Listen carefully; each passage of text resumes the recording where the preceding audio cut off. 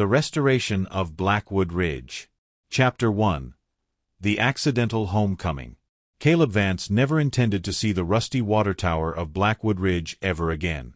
In his mind, that valley was a closed chapter, a place of small-town suffocation and ghosts he had spent 10 years trying to outrun.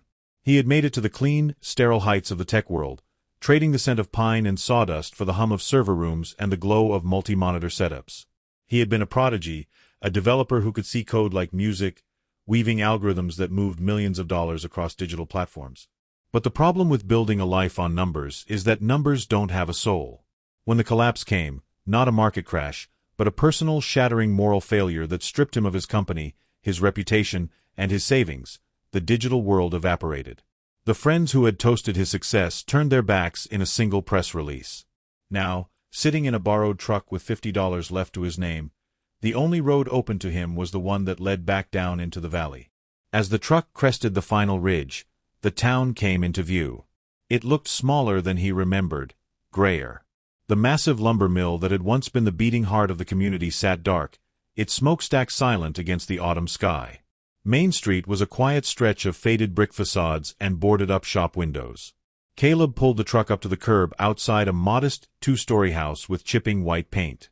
The sign in the small front yard read, "Thomas Vance, Pastor, Grace Fellowship." Caleb gripped the steering wheel, his knuckles turning white. His chest tightened with a familiar, suffocating anxiety. How could he walk through that door? How could he look his father in the eye after throwing away everything he had been given? The father, who wasn't his blood, but was in every meaning of the word, his father. The man who adopted him when his parents were involved in a tragic car accident.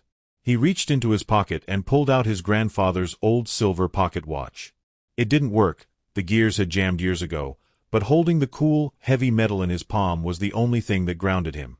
The front door of the house opened. A man with stark white hair and a weathered, kind face stepped onto the porch. Thomas Vance didn't look angry. He didn't look disappointed. He simply wrapped his cardigan tighter against the wind, walked down the steps, and opened the truck's passenger door.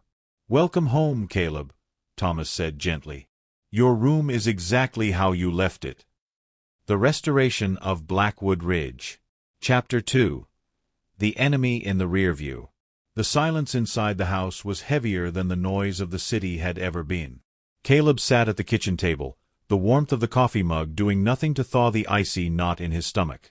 He kept his eyes fixed on the dark liquid, unable to meet his father's gaze. "You don't have to tell me everything tonight, son," Thomas said to his adopted son, his voice a calm anchor in the quiet room. "But you can't keep carrying it like it's going to crush you.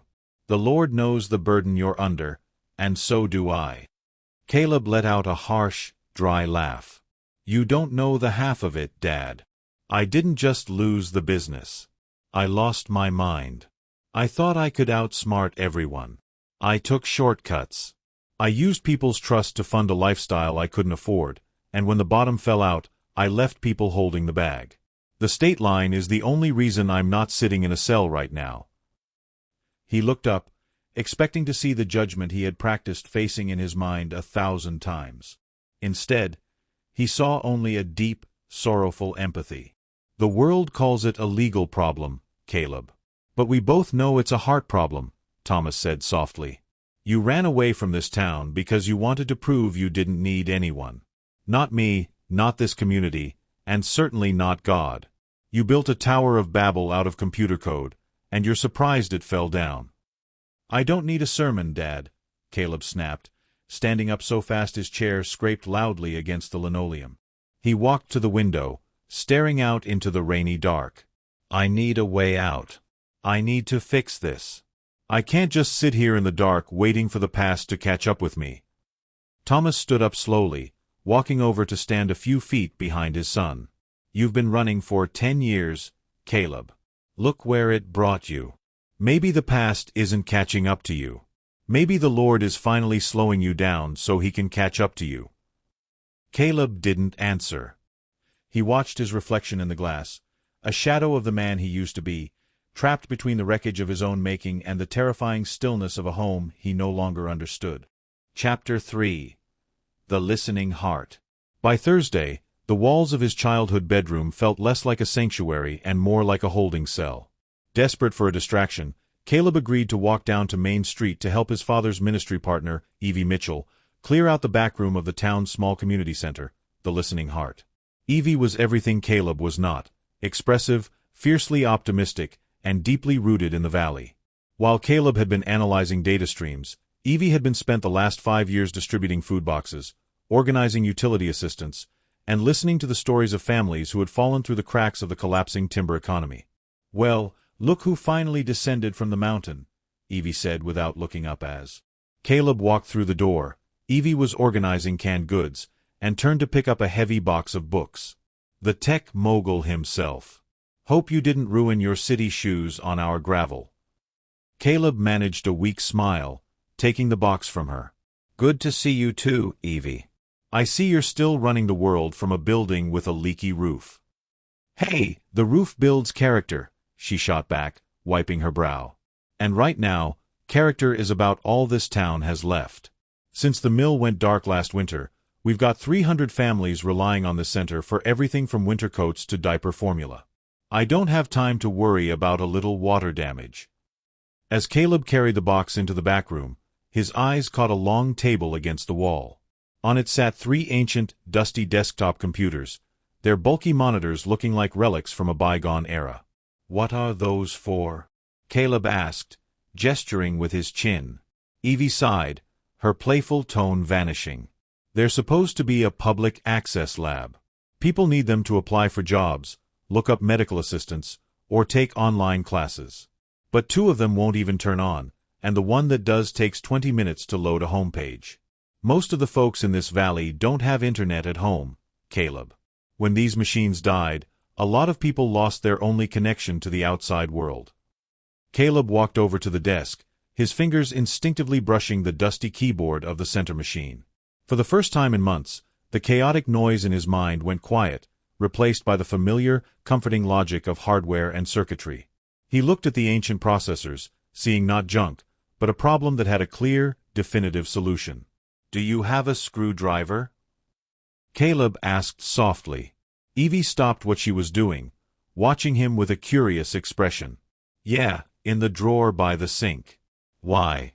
Caleb pulled off his jacket and rolled up his sleeves. "Because these aren't dead. They're just suffocating. Let's see what we can find under the hood." Chapter 4. Resurrecting the Machines. For the next 4 hours, the rest of the world ceased to exist. Caleb was back in his element, operating in the one arena where he knew exactly how to fix what was broken. He stripped the 3 computers down to their bare frames. The dust inside them was thick, a physical manifestation of the stagnation that had gripped the rest of the town. He cleaned the fans, replaced the dried-out thermal paste on the processors, and began the delicate process of recalibrating the parts.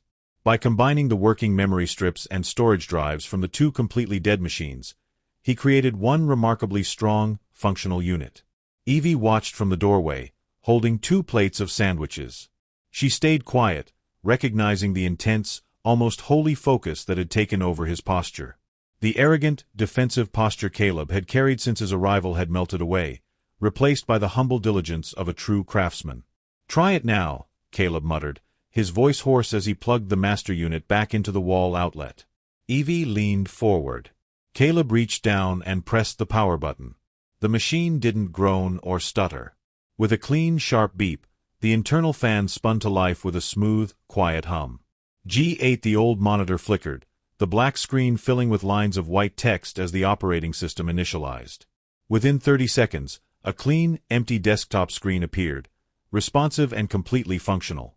Evie let out a soft gasp, a wide smile breaking across her face. "Caleb, it's faster than it was when we bought it 5 years ago. I stripped out all the old corporate bloatware and optimized the background processes," Caleb explained, staring at the screen, a strange, unfamiliar feeling rising in his chest. It wasn't the intoxicating high of making $1 million trade. It was something quieter, deeper. It was the simple satisfaction of utility. He had built something that worked, something that could help a person who had nothing else. "You're really good at this," Evie said softly, setting a sandwich down next to him.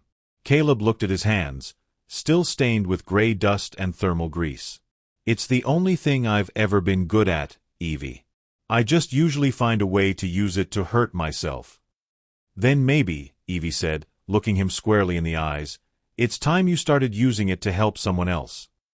Chapter 5. The Sinks of Blackwood. The neighborhood on the lower ridge was called the Sinks, because that was exactly what the land did. It sank down into the marshy flats near the river where the old chemical runoff from the mill used to pool. It was the part of Blackwood Ridge where the poverty wasn't just quiet, it was desperate. Caleb walked down the gravel road alongside Evie, carrying a heavy plastic tote filled with food supplies. He felt completely exposed out here in the open air, away from the digital screens that had served as his armor for a decade. Every broken window and unkept yard felt like a physical accusation against the wealth he had so carelessly accumulated and lost in the city. "Why do we bring these out ourselves?" Caleb asked, his voice low as they passed a rusted car on blocks. "Why don't they just come to the center?" "Because pride is the last thing people lose down here, Caleb," Evie replied, her pace steady and unhurried. "When you can't afford gas to drive 2 miles to town, or when your clothes don't look right, you don't want to stand in a line waiting for a handout. We bring it to them because it reminds them that they haven't been forgotten." They stopped outside a small trailer with a patched roof. Sitting on the steps was a young man no older than 24. His jacket collar pulled up against the evening chill. His face was drawn, his eyes carrying the heavy, ancient exhaustion of someone who had spent months looking for a door that wasn't locked. "Hey, Seth," Evie said warmly, setting the food tote down on the porch deck. "Brought you some staples for the week. How's the little one doing?" The young man, Seth Thorne, looked up, his expression a defensive mix of gratitude and embarrassment. "She's all right, Evie. Cough's mostly gone. Thanks for the milk." He looked over at Caleb, his eyes instantly turning cautious. "Who's this?" "This is Caleb," Evie said simply. "Pastor Thomas's son. He's helping out at the center." Seth nodded slowly, not offering his hand. He looked down at his phone. The screen cracked so severely that sections of the display were completely black. "You're the tech guy, right? Heard you fixed the terminal up at the church center." "I did," Caleb said, stepping forward. "Is that your only way to get online?" Seth let out a short, bitter laugh, holding up the shattered device. "It's my only way to do anything. I'm trying to apply for the new distribution center opening over in the next county, but the application portal requires a full desktop browser to upload certifications. This thing crashes every time I try to load the page. If I can't get the application in by Friday, they're closing the pool." Caleb looked at the cracked phone, then at Seth's calloused, shaking hands. He recognized that look, the feeling of being completely trapped by an invisible, digital barrier. A year ago, Caleb would have suggested buying a new phone without a second thought. Now, he saw the systemic wall that kept men like Seth on the outside looking in. "Come up to the Listening Heart tomorrow morning at 8, Caleb said, his voice firm and certain. "The machine I rebuilt is live. It's fast, it's secure, and I'll personally make sure your certifications upload without a single error." Seth stared at him, his defensive posture softening just a fraction. "You mean that? I don't have money to pay you for the time." "I don't want your money, Seth," Caleb said softly, reaching into his pocket to touch his grandfather's broken watch. "I just want you to get that job." Chapter 6. The Pipeline. At exactly 8:15 a.m. on Friday, Seth Thorne was sitting in the corner station at the Listening Heart. Caleb had configured the network to prioritize the specific security protocols required by the regional logistics company's hiring portal, ensuring that Seth's connection wouldn't be dropped during the high-bandwidth upload. Seth's fingers flew across the keyboard with a raw, nervous energy. He was an experienced heavy equipment operator, but the digital interface was a foreign country to him, filled with confusing drop-down menus and vague compliance checkboxes. "Don't rush it," Caleb said, his voice a steady, calming presence as he leaned over the partition. "The system is stable. Look at that third line. That's your forklift certification scan. The format was wrong for their server, but I wrote a script to convert the file into an uncompressed PDF. It's reading it perfectly now." Seth watched the progress bar hit 100%. A bright blue text box appeared on the screen. Application status. Complete. Under review. Seth let out a breath he seemed to have been holding for 6 months. He leaned back in his chair, rubbing his face with both hands. I've been trying to get that screen to show up for 3 weeks on my phone, man. Every time I hit submit, it just wiped the form and made me start over. The portal wasn't designed for mobile devices, Caleb explained, pulling up a secondary diagnostic tool. It's a corporate legacy system built to screen out people who don't have access to standard office hardware. It's an artificial filter, Seth. It doesn't mean you aren't qualified. It just means their software is poorly written. Evie walked over from the counter, carrying 2 fresh mugs of coffee, her eyes shining as she looked at the confirmation screen. See? I told you Caleb could build the bridge. It's not just a bridge, Evie, Caleb said, staring at the lines of data scrolling down his monitor. He saw the hundreds of other job openings listed across the state, positions in manufacturing, logistics, and healthcare that were completely out of reach for the people of Blackwood Ridge simply because the local digital access didn't exist. It's a pipeline. If we can optimize this network, we can turn this old room into a digital employment hub for the entire valley. Seth stood up, turning to face Caleb.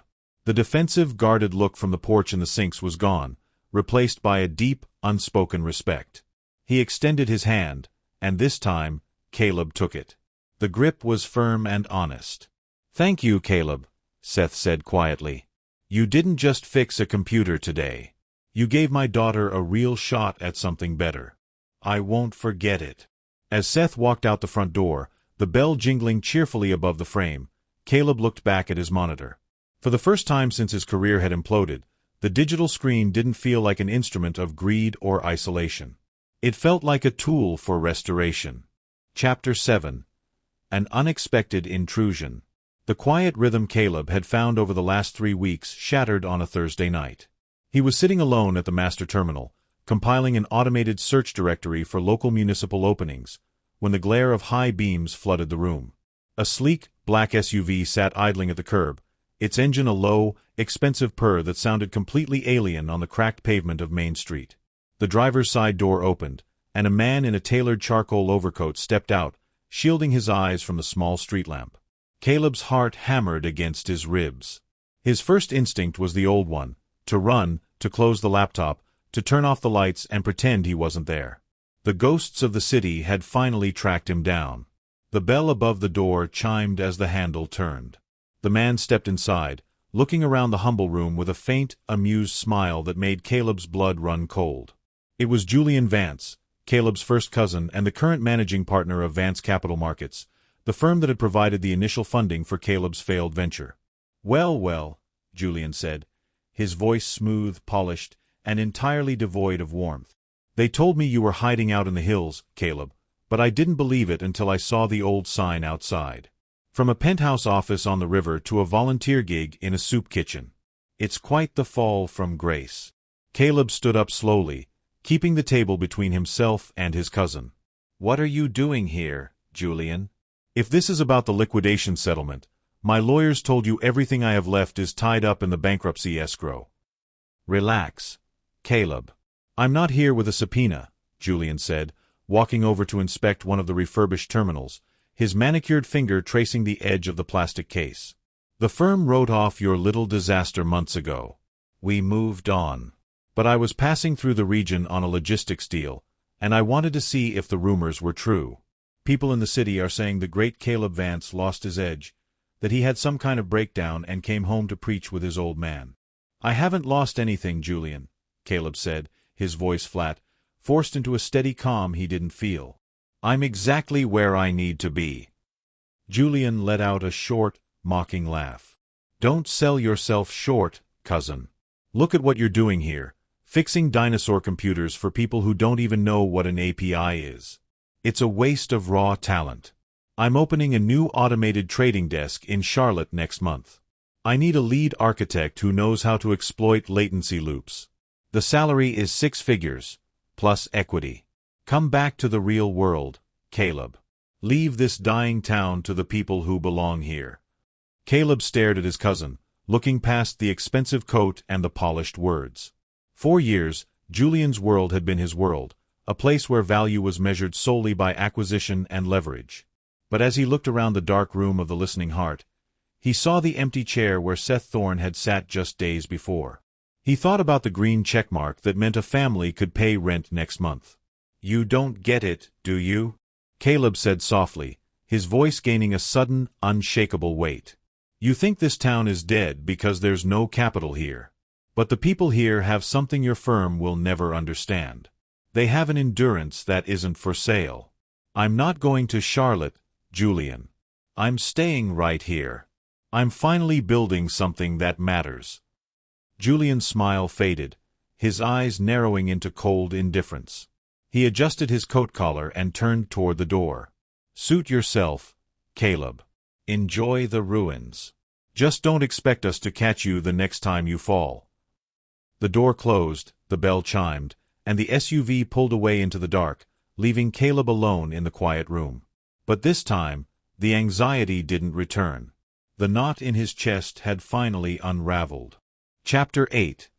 The Legacy Plan. The encounter with Julian had done something unexpected. It had cleared away the remaining fog in Caleb's mind. He realized he could no longer operate the Listening Heart as a temporary shelter or a hobby to distract himself from his past. He needed a strategy, a long-term blueprint to anchor his digital skills into a lasting community legacy. He spent the rest of the night sketching out a framework on a yellow legal pad. The next morning, he brought the pages to his father's kitchen table. "Dad, I need to understand how the Ward Group used to operate," Caleb said, sliding into the chair across from his father. "Grandfather built that name into the town's history, but by the time I was a kid, it was just a label on an empty warehouse. What was the original vision?" Thomas looked at his son, his eyes softening as he noticed the clear, bright determination in Caleb's face. He reached over to a shelf and pulled down the old leather folder, opening it to reveal yellowed documents from 1952. "Your grandfather didn't start the Ward Group to be a corporation, Caleb," Thomas explained, pointing to the original charter page. "He started it to be an infrastructure framework. The Ward Group didn't mean investors. It meant the collective association of families in this valley.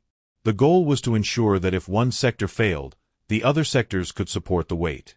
When the agriculture market struggled, the timber division funded the local schools. It was a covenant of mutual preservation." Caleb traced the elegant, faded signature of his grandfather at the bottom of the page. "That's exactly what we're missing now, Dad. The physical industries are gone, but the digital industries haven't replaced them because there's no infrastructure to hold them. I want to buy back the old domain name. It is still listed as an inactive legacy asset. I want to use it to launch an open-source, local recruitment and procurement network." Thomas leaned back, a faint smile appearing on his face. "An infrastructure of the heart, Caleb?" "An infrastructure that works, Dad," Caleb said, his voice full of conviction. "We don't need city investors coming down here to save us with call centers. We can use our own network to link our workforce directly with regional employers, bypassing the corporate gatekeepers that screen our people out. If we build it under the family name, it stays here. It keeps it open for the family to one day come under the umbrella and continue what Granddad started." Thomas reached across the table and placed his hand over Caleb's. "Your grandfather would be proud of you, son. Not because you're using your brain, but because you're finally using it to serve the people who love you. Let's build it." Chapter 9. The Cornerstone Applicant. The real test of Caleb Vance's redemption didn't happen behind the safety of the church pulpit or inside the quiet walls of the Listening Heart. It happened on a rainy Tuesday morning in the cramped, sawdust-scented back office of Miller Timber Logistics, the oldest and largest remaining employer in Blackwood Ridge. The owner, Robert Miller, was a man built like one of his own oak logs. He was 72, possessed hands like leather gloves, and had a reputation for a fierce independence that bordered on stubbornness. For 40 years, Miller Timber had been the economic bedrock of the Northern Valley, but the digital age had caught up to it, and the company was slowly suffocating. "I don't need a website, young man," Robert Miller stated, not looking up from a massive ledger book as Caleb sat down across from him. "I sell wood. I sell logs to regional builders and pallets to shipping yards. My clients know my phone number. They've known it since 1984. I don't need to put my life on the internet." Caleb didn't flinch. A year ago, a rejection like that would have sent him looking for an escape. Now, it just made him lean forward. He set his laptop down right on top of a stack of invoices, opening the screen to show a clean, crisp interface he had been prototyping. "You don't need a website to sell your wood, Mr. Miller," Caleb said, his voice calm, steady, and matching the older man's no-nonsense tone. "You need a website to save your workforce. Evie told me you spent $3,000 last month on corporate regional job boards just trying to find 3 certified forklift drivers and a diesel mechanic. Am I right?" Robert Miller finally paused, his pen hovering over the ledger. He looked up, his gray eyes narrowing through his glasses. "How do you know that?" "Because I know how those corporate boards work," Caleb said, pointing to the screen. "They take your money, they run your ad in a city 50 miles away, and they send you 100 resumes from people who don't even know where Blackwood Ridge is. Meanwhile, we have qualified drivers sitting inside the listening heart right now who live 2 miles down the road. They want to work, but they don't have computers to find your ad, and you don't have a way to receive their applications." Caleb flipped the laptop around so the lumber magnate could see the layout. At the top of the page, in bold, clean lettering, was the company's new digital identity, Miller Timber and Logistics, EST. 1982. "I'm not building you a billboard," Caleb explained, gesturing to the sections. "I'm building you a digital front door. I've engineered a direct, custom recruitment portal built straight into your own web system. Look here." A local candidate clicks "Apply Now" from their phone or a terminal at the center. The application doesn't go to some corporate middleman in Chicago. It lands directly on this dashboard on your desk. It screens them for local zip codes, checks their certifications automatically, and gives them a direct line to your office manager. Miller stared at the screen. He reached out a thick, calloused finger and touched the plastic edge of the laptop, watching a mock application slide across the dashboard with a satisfying click. "And what's the catch, Vance?" Miller asked, using Caleb's last name with strict seriousness.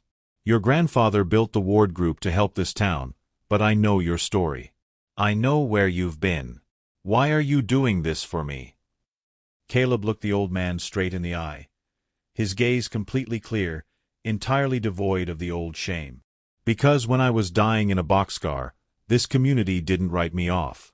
My dad didn't write me off. I used my brain to steal from people who trusted me, Mr. Miller. Now I'm using it to build a pipeline so the families in this valley can thrive.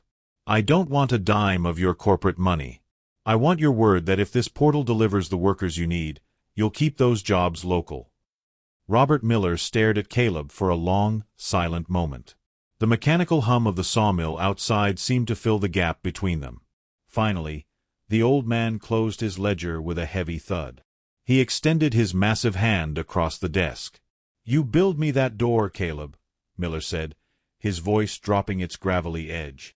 "And I'll make sure the right people walk through it." The launch of the Miller Timber Portal was set for a Friday morning at exactly 9 o'clock. For 3 weeks straight, Caleb had barely slept, but it wasn't the frantic, manic insomnia of his past. It was the deep, focused labor of a craftsman building something designed to withstand a storm. Working alongside Evie, he had optimized the site's search engine footprint, ensuring that anyone searching for local logistics jobs or lumber employment in the area would be directed straight to the new Miller platform. Inside the main room of the Listening Heart, 8 refurbished computers stood ready on a long folding table.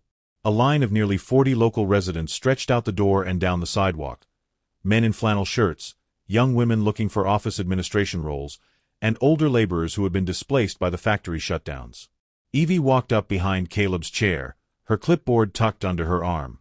Her eyes were bright with a mixture of nerves and excitement. "The local server is live, Caleb. Robert Miller just called from his office. He's sitting at his desk, watching his dashboard. He is ready." Caleb took a deep breath, his hand resting on the mouse. "All right. Let's open the gates." With a single, decisive click, Caleb pushed the system live. "First group, come on up," Evie called out to the line. A young man named Seth Thorne, a 24-year-old father who had lost his maintenance job 3 months prior, stepped up to the first terminal. His hands were visibly shaking as he sat down in front of the clean, bright interface of the Miller Timber website. Just follow the prompts, Seth, Caleb said gently, leaning over the young man's shoulder. Click that blue button that says, Local Career Pathways. It's going to ask for your name, your zip code, and your forklift certification number.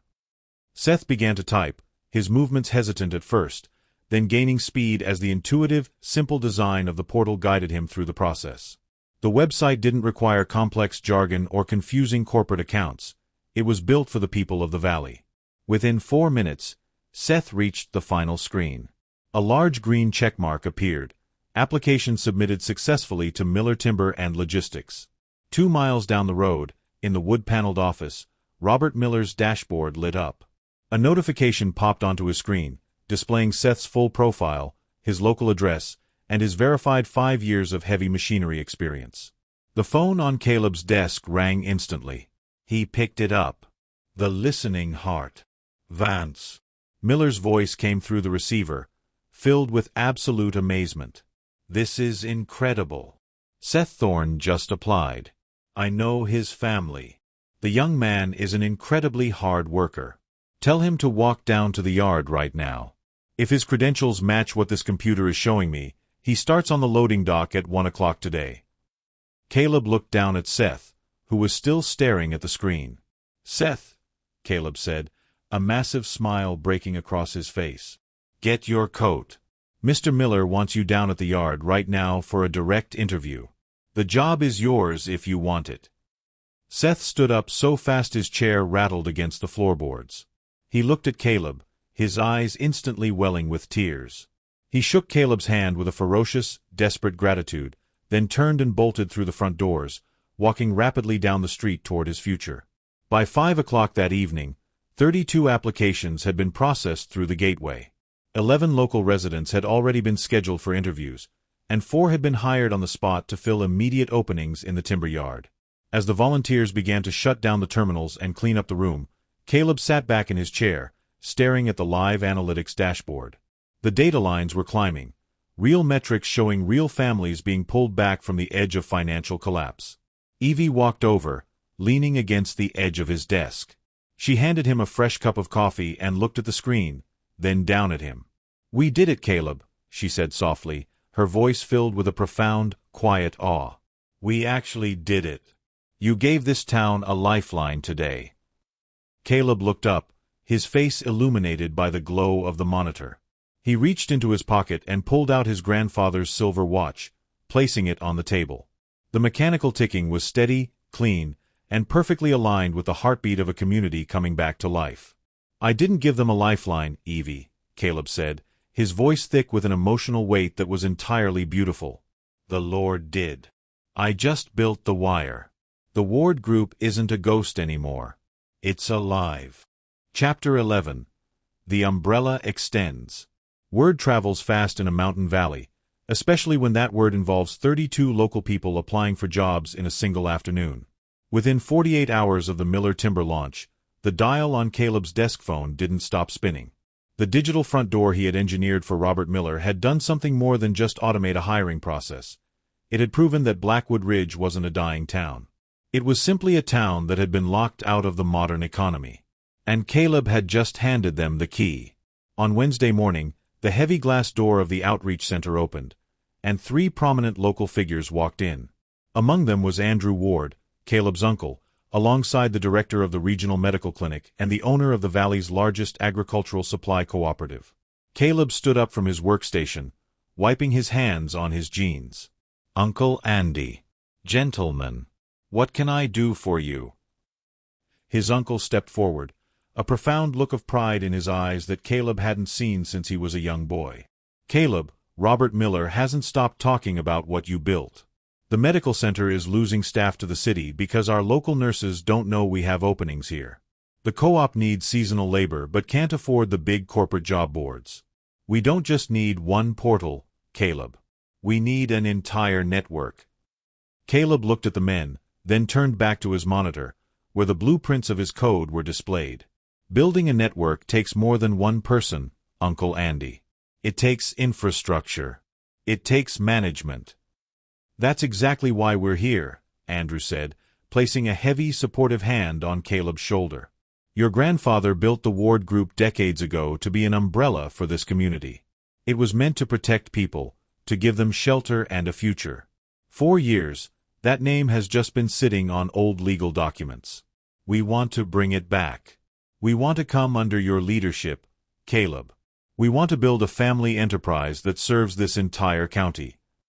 The weight of the moment pressed into Caleb's chest, but it no longer felt like the crushing burden of his past failures. It felt like grace. The very name he thought he had tarnished forever was being restored, transformed into a beacon of renewal. Over the next 2 weeks, the tech wing of the Listening Heart transformed into a bustling development studio. Caleb didn't just write code, he taught. He brought in young people from the community, including Seth Thorne, who was now working full-time at the mill but wanted to learn the digital side of logistics, and showed them how to maintain the systems. Under the revived Ward Group umbrella, Caleb designed a unified regional employment network. He built custom portals for the local clinic, allowing healthcare workers to apply directly to the county hospital without third-party interference. He engineered an agricultural dispatch system for the co-op, linking local drivers directly with farmers who needed their crops hauled before the autumn frosts. Every platform was built with the same core philosophy: simplicity, security, and a strict focus on keeping opportunities local. Caleb was no longer the brilliant prodigy who used his gifts to isolate himself in a digital fortress. He was a master builder, anchoring his family's legacy into the very soil of the valley. Chapter 12. The Living Infrastructure. When Caleb Vance stood behind the pulpit at Grace Fellowship that morning, he didn't bring a laptop or a presentation. He stood before his neighbors with nothing but an open Bible and a heart that had been thoroughly refined by the fire. He looked out across the congregation, seeing the people he had hurt, the people who had prayed for him, and the families whose lives had been fundamentally altered over the last few months. For a long time, I thought code was the ultimate reality, Caleb began, his voice echoing softly through the rafters. I thought if I could just build the perfect system, create the perfect algorithm, or accumulate enough digital wealth, I could control my own destiny. I treated people like variables. I treated this town like an afterthought. He paused, looking down at his grandfather's silver pocket watch resting on the edge of the altar. Its steady tick was completely synchronized with the profound silence of the room. But the Lord showed me that the most powerful infrastructure in the world isn't made of wires, servers, or lines of code, Caleb continued, his eyes meeting his father's in the second row. The ultimate infrastructure is the human heart when it is aligned with the grace of God. Isaiah chapter 58, verse 12 tells us, "And your ancient ruins shall be rebuilt. You shall raise up the foundations of many generations. You shall be called the repairer of the breach, the restorer of streets to dwell in." Caleb leaned forward, his hands resting gently on the wooden pulpit. We thought this valley was ruined because the factories closed and the world moved online. But God didn't forget Blackwood Ridge. He just waited for us to stop looking for corporate saviors and start looking at each other. The Ward Group didn't bring this town back to life. Your willingness to work, to hope, and to trust in the Almighty did. As Caleb spoke, someone put up a montage of the valley. Seth Thorne operating a forklift at the timber yard with a bright smile, a local nurse walking into the regional clinic for her first day of work, and families gathering around dinner tables filled with food bought with honest, local wages. We have built digital pathways over these last few months, Caleb concluded, a gentle, humble smile breaking across his face. But those pathways are just tools. The real work is the love, the community, and the faith that walks through those doors every single day. The breach has been repaired. The legacy is alive. And our streets are full of hope once again. Caleb stepped down from the pulpit. He was embraced by his father and surrounded by members of the community shaking his hand. "Fear not, for I am with you. Be not dismayed, for I am your God. I will strengthen you, I will help you, I will uphold you with my righteous right hand." Isaiah 41 verse 10.